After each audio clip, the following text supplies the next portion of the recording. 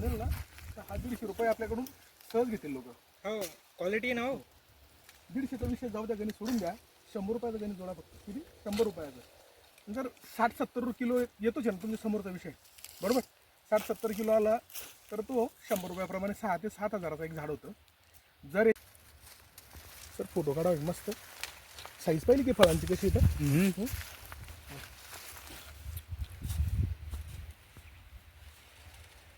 Photo घ्या.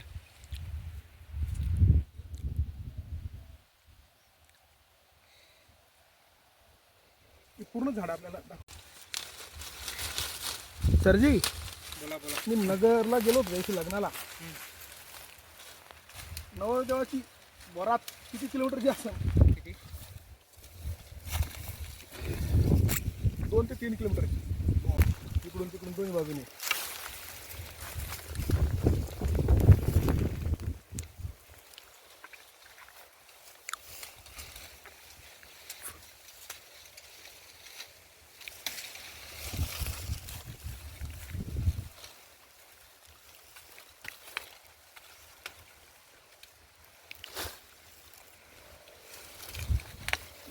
आता नमस्कार, मी सुनील रंगराव पाटील.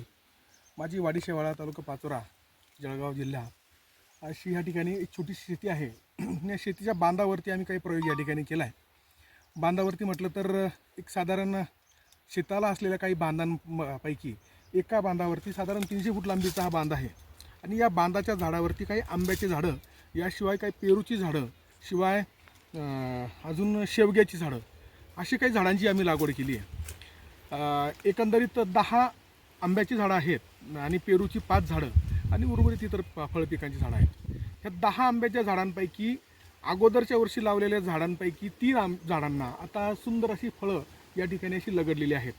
आणि रँडमली एका झाडावरती 70-80 किलो ते साधारण 125 किलोपर्यंतचे फळं या ठिकाणी आपण पाहू शकतो. अतिशय सुंदर असे याला हे फळं लागलेत आंब्याचे. आणि आज 1 मे रोजी हा आंबा काढणीला आलेला आहे.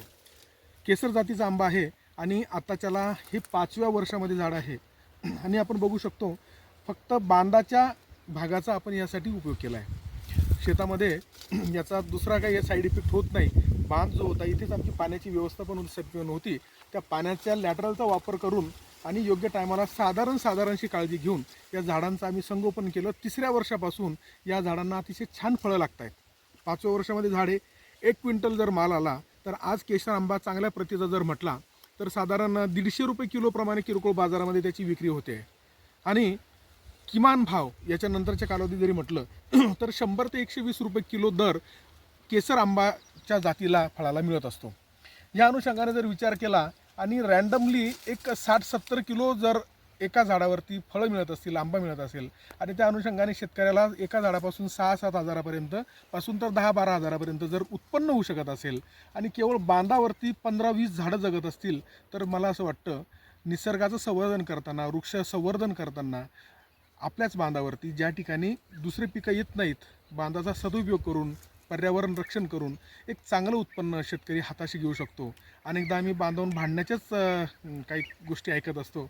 मात्र आम्ही आमच्या बांधाचा योग्य वापर केला, दुसऱ्याच्या शेताला, दुसऱ्याच्या बांधाला किंवा त्याच्या अधिकाराला जर त्रास होणार नाही याची काळजी घेऊन जर लागवड केली तर आंबा पीक असेल, पेरूचं पीक असेल किंवा ॲपल बोरसारखं पीक असेल याची जर आम्ही लागवड केली. आवळ्याची पण माझ्याकडे काही झाडं आहेत. आवळ्याला पण छान आताच्याला पण सुंदर फळं लागलेली आहेत. अशा पद्धतीने जर आम्ही त्या झाडांचं संगोपन केलं आणि 4-5 वर्ष संयमानं त्याचं जर काम केलं, त्याच्याशी मैत्री केली तर चांगले पैसे हाताशी येऊ शकतात असा माझा अनुभव या निमित्तानं आहे.